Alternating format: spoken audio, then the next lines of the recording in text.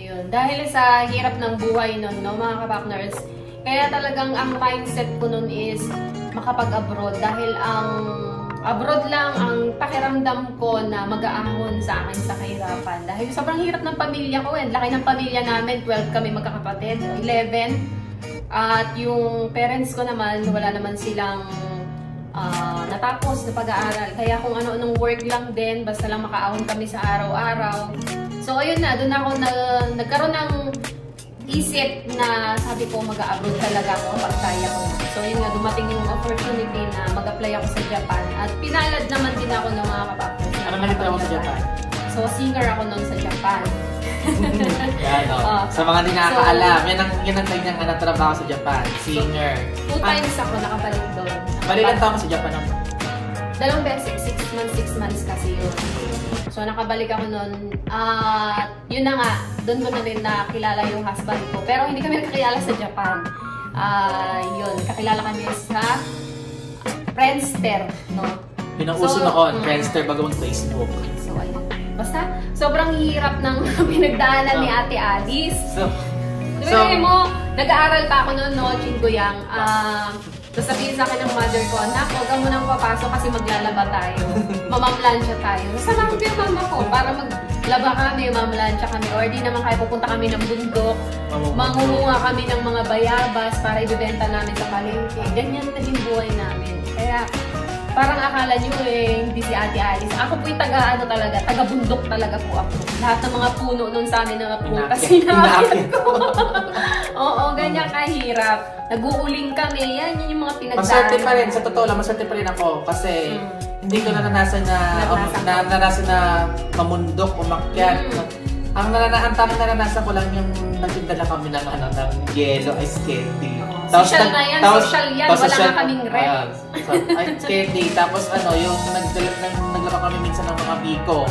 Yan, sa mga nagtatrayaman. Kung hindi kaya nagkakarinderya. Yan.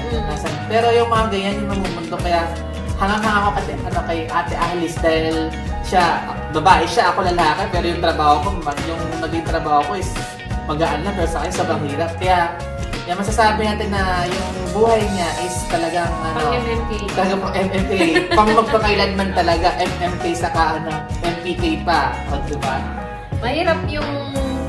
Kaya ang naisip ko nun, kapag talagang sobrang dami mong hirap na pinagdaanan. Kaya, isa mga nagsasabi na mahirap daw makapag-Korea kasi na kailangan mag-aaral. Is ko anong hirap ng pag-aaral? Kumpara naman doon sa mga pinagdaanan ko ng mga time na halos hindi kami makabili ng mga tsinelas, panty, ganyan. Diyos ko, ang hirap talaga. Kaya pag nabilihan ako ng tsinelas noon, yung tsinelas na Alpombra, tuwang-tuwa ako noon dahil matagal masira. Tama. Diba? Matagal masira yung Alpombra. Gusto mo ba sa inyong bakya? Ay, hindi ako nakagamit niya. Pero mas feel ko yung Alpombra. Kasi matagal talaga yun. Pero yung Alpombra is malambot. Alpombra? Oo, yung merong yung may sapin sa yung may tela na, yung panterintas yung niya. Ay, oo, yun yung Alpombra. Tapos yung ilalim niya, medyo matigas. Kaya matagal siyang masisira. Galing. Tuwang-tuwa na ako doon kapag meron akong Alpombra. So, ang pinakauling trabaho mo is ito, South Korea na, after ng Japan. After ng Japan, nag-asawa na kasi ako noon. Yun nga, hindi pa ako nakatapos ng tapos na ako ng high school noon nung nag-asawa ako. And then, nung nakapag-asawa na kami ni partner, ayun, pinag-aral niya ako. Kaya nakatapos din naman si Ate Alice kahit papano. So, ayun, tapos naging motivation ko talaga yung hirap namin. Dahil kahit nag-asawa na ako noon, kailangan ko pa rin na iniisip ko pa rin yung mga magulang ko dahil alam kong hirap na hirap pa rin sila sa buhay at feeling ko ako lang talaga yung makakatulong. So ayun nga, nandito na ako sa Korea ngayon at monthly nabibigyan ko sila ng allowance.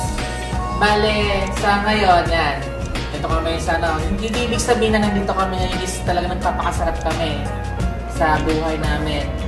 Ang iniisip namin, nilook back namin yung mga bagay na pagdaan namin simula nun. Kasi totoo ang kasabihan na pag hindi ka lumingon sa pinanggaling, hindi ka makakati sa pangkaroonan.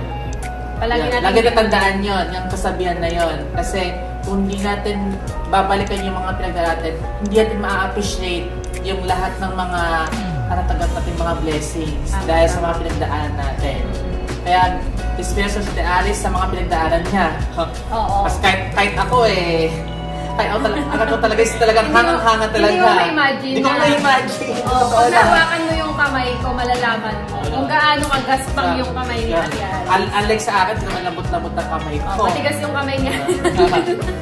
Diba?